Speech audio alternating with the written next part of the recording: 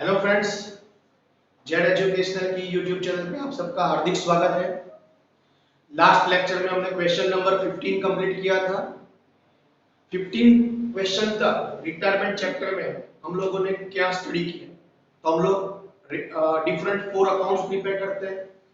Revaluation account, partners capital, current account, cash और bank account and balance sheet after the retirement और death of partner. आज हम 16 से एक नया टॉपिक स्टार्ट करने जा रहे हैं। यहाँ पे अगर कोई पार्टनर की डेथ हो जाती है तो वो पार्टनर जिसकी डेथ हो गई, उसके रिप्रेजेंटेटिव्स, उसके रिलेटिव्स, बिजनेस में उसने जो इन्वेस्टमेंट किया है उसके पैसे वापस लेने आएंगे। तो उनको हम कैसे हिसाब किताब करके उनको पैसा वापस करेंगे और कितना अमाउंट वापस करेंगे, उसकी कैलकुलेशन किस तरह से होगी, तो वो यहाँ पे हमें सीखना है। तो क्वेश्चन नंबर 16 है, उसमें ये टॉपिक वोवन किया हुआ है। Let's see the question number 16। Question number 16 में कमल, विमल, विमल where the partners sharing profit and loss in the ratio of 1:3. Their balance sheet shows following balances on 31st March 16. Capital of different partners where this much, general reserve amount this much, loan of Vimal 10,000, goodwill 12,000. This goodwill is known as old goodwill, which is given in your balance sheet, that is called old goodwill. And whatever amount or whatever adjustment regarding goodwill given in your adjustment, that is called new goodwill. So Vimal died on 31st May. तो आपने जब final account prepare किया था वो 31st मार्च को prepare किया था और विमल की डेथ हुई 31st मई को। तो 31st मार्च से लेके 31st मई 2 मंथ्स यहाँ पे कैलकुलेशन में आते हैं। इसका मतलब फाइनल अकाउंट किया 31st मार्च 16 को और उसके बाद अप्रैल और मई 2 महीने तक विमल बिजनेस में मौजूद था, जिंदा था, लेकिन on 31st May he died. तो 2 महीने का उसको प्रॉफिट पे शेयर भी देना पड़ेगा, इंटरेस्ट पे कैपिटल भी देना पड़ेगा, सॉरी कैपिटल का इंटरेस्ट भी देना पड़ेगा। इस तरह से आपको 2 महीने का हिसाब करना है। इसलिए यहाँ पे हम सबसे पहला वर्किंग करेंगे ड्यूरेशन, इस तरह से काउंट करेंगे 31st March 16 to up to the date of death 31st May 16, there are 2 months। कोई भी कैलकुलेशन होगी वो 2 मंथ्स के मुताबिक होगी। And there were 3 adjustments, goodwill of the firm, तो ये न्यू गुडविल का एडजस्टमेंट है। Profit share of the deceased partner, उसकी प्रॉफिट की कैलकुलेशन कैसे करनी है, इंटरेस्ट ऑन कैपिटल, ये 3 एडजस्टमेंट है। तो इसका सॉल्यूशन कैसे करते हैं, तो सबसे पहले कैपिटल से स्टार्ट करो। जो पार्टनर की डेथ हुई विमल, उसकी कैपिटल कितनी थी, 30,000। तो विमल्स कैपिटल अकाउंट में क्रेडिट साइड पे उसको as a balance brought forward ऐसा करके इसको शो करेंगे 30,000। कोई भी पार्टनर है वो उसकी डेथ होगी, उसका रिलेटिव पैसे लेने आएगा तो उसको उसकी कैपिटल रिटर्न करनी पड़ेगी। जितने भी पैसे उसको रिटर्न करने हैं वो यहाँ पे हम क्रेडिट साइड रिकॉर्ड करते जाएंगे और कोई भी अमाउंट अगर वो डेथ हुआ पार्टनर है उससे लेने के हैं पैसे तो वो यहाँ पे हम डेबिट साइड रिकॉर्ड करेंगे। देने हैं पेएबल अमाउंट है तो right credit side, and if receivable amount है तो right on debit side.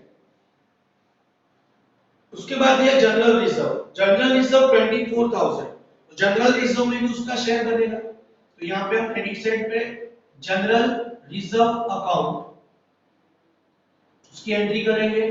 General reserve का अमाउंट है 24,000 इनटू उसका शेयर कितना बनता है फर्म के अंदर 3/6, 3/6, तो 12,000 would be the share in general reserve of the died partner।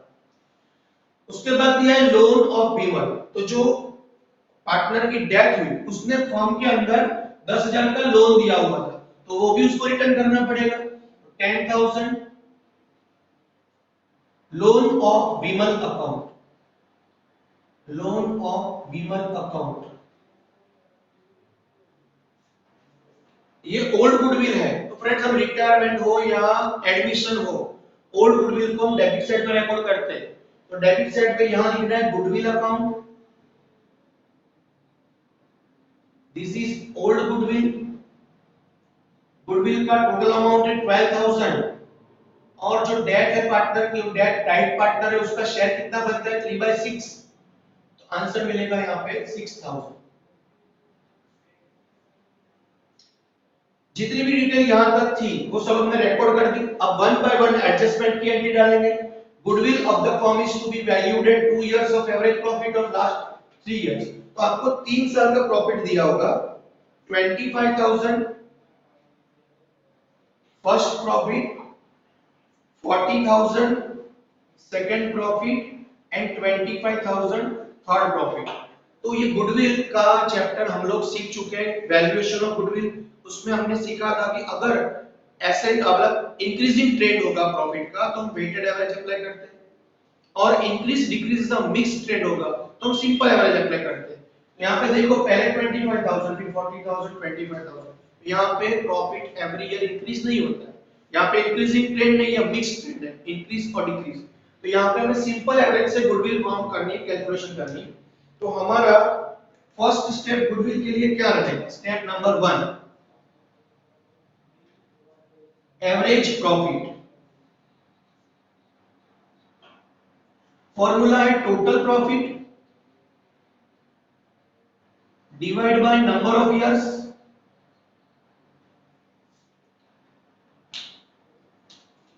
ये तीनों प्रॉफिट का टोटल किया, 90,000 total divide by 3, 30,000 is average profit. Step number 2, goodwill और एडजस्टमेंट में जो गुडविल की डिटेल होगी उसको क्या बोलेंगे? New goodwill. This is the calculation of new goodwill. और बैलेंस शीट में जो गुडविल की वैल्यू थी 12,000 वो old goodwill.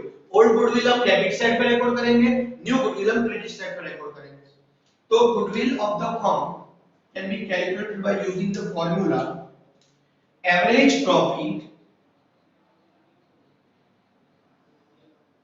into years of purchase। Average profit into years of purchase। Average profit हमने फाइंड किया 30,000। years of purchase क्वेश्चन में read करो, decided on the basis of average profit of last 3 years। sorry 2 years of purchase, यहाँ पे multiply with 2, then 60,000 would be the value of new goodwill। और new goodwill में जितना भी share बनेगा direct partner विमल का वो क्रेडिट साइड पे रिकॉर्ड करेंगे। यहाँ पे लिखेंगे share in new goodwill, share in new goodwill 60,000 into 3/6, 30,000 share उसको गुडविल में मिलेगा।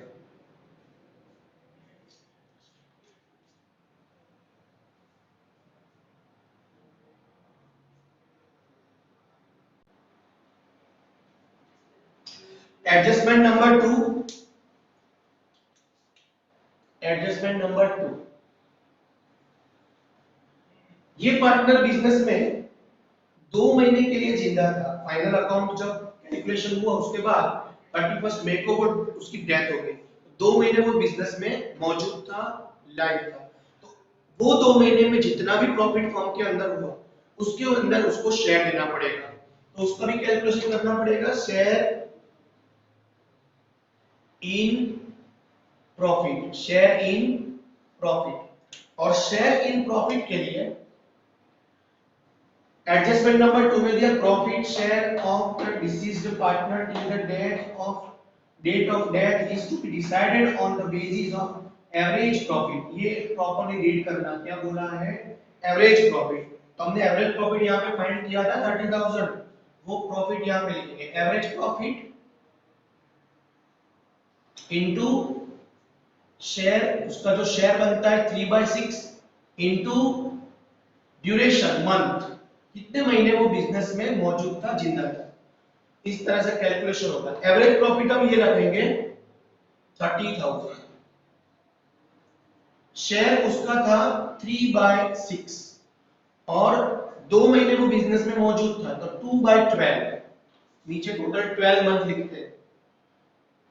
तो ये कैलकुलेशन से हमें आंसर मिलेगा 2500।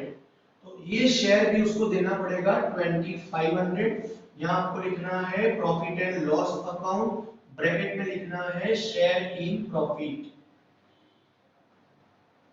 This is the profit of 2 months. जो पार्टनर रिटायर डेथ हो गई उसकी, उसके 2 महीने का प्रॉफिट है। Third number adjustment is regarding interest on capital. Interest on capital 12%, उसका कैलकुलेशन करते हैं। Adjustment number 3, adjustment number 3, interest on capital.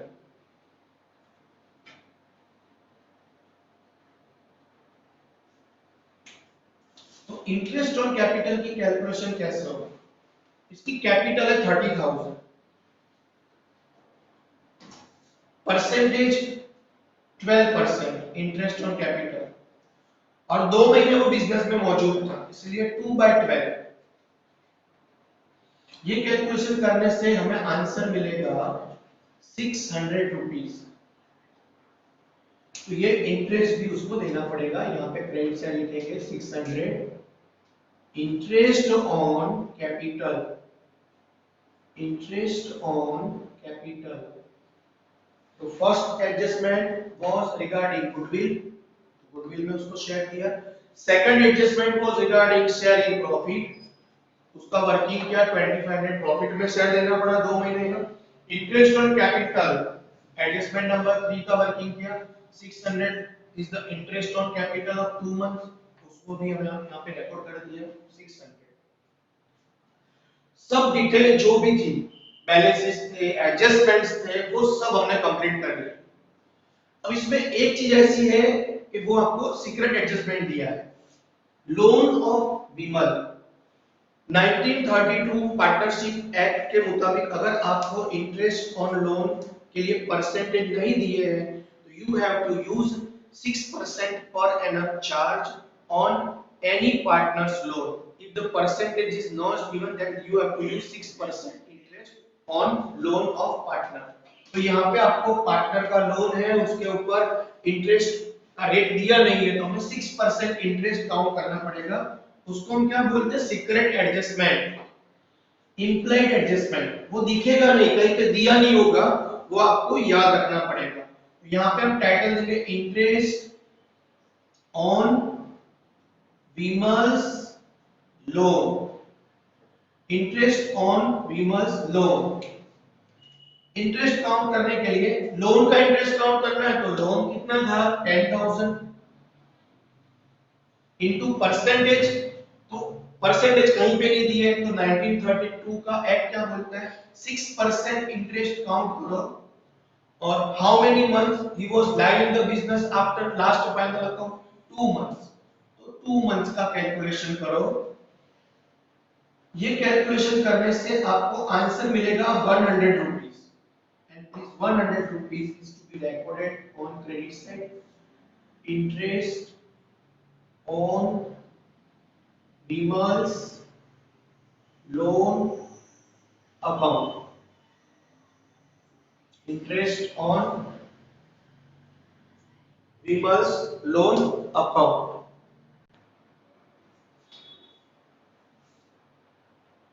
Vimals loan account, ठीक है। तो मैंने ये सब एंट्री यहाँ पे रिकॉर्ड कर दी। 6,000, 30,000, 12,000, 10,000, 30,000 and 100, 2,500 and 600. Now sum of credit side 85,200. Here also write the same amount 85,200. Deduct 6,000 from 85,200. You will find 79,200. It is called balance carry forward. इसका मतलब अगर ये पार्टनर जिसका डेथ हो गया उसको कोई भी रिलेटिव पैसे मांगने के लिए फोन में आएगा कि मेरे रिलेटिव्स हैं विमल के पैसे दो, तो हमें इतने पैसे उसको काउंट करके देने पड़ेंगे 79,200। तो ये हो गया उसका कैलकुलेशन। तो फ्रेंड्स एकदम इजी टाइप का एग्जांपल है। 15 तक हमने जो सम किए थे उसमें हमें बहुत सारे अकाउंट्स प्रिपेयर करने पड़ते थे। रिवैल्यूएशन अकाउंट बनाना पड़ता था, पार्टनर्स कैपिटल और करंट अकाउंट बनाना पड़ता था, कैश और बैंक अकाउंट और balance sheet after the retirement of partner. यहाँ पे आपको ओनली एक ही अकाउंट प्रिपेयर करना है, एकदम इजी टाइप का टॉपिक है, तो ये टॉपिक भी हमें नेग्लेक्ट नहीं करना है। एक एग्जाम के लिए इतना इंपॉर्टेंट है नहीं, लेकिन हमें बुक के अंदर एक्सरसाइज में जितने भी क्वेश्चन दिए हैं वो कंपलसरी करने पड़ेंगे। तो ये क्वेश्चन आप लोग सॉल्व करना। से नेक्स्ट एग्जांपल 17 है, इसी तरह का एग्जांपल है, तो हम वो नेक्स्ट लेक्चर में सीखेंगे।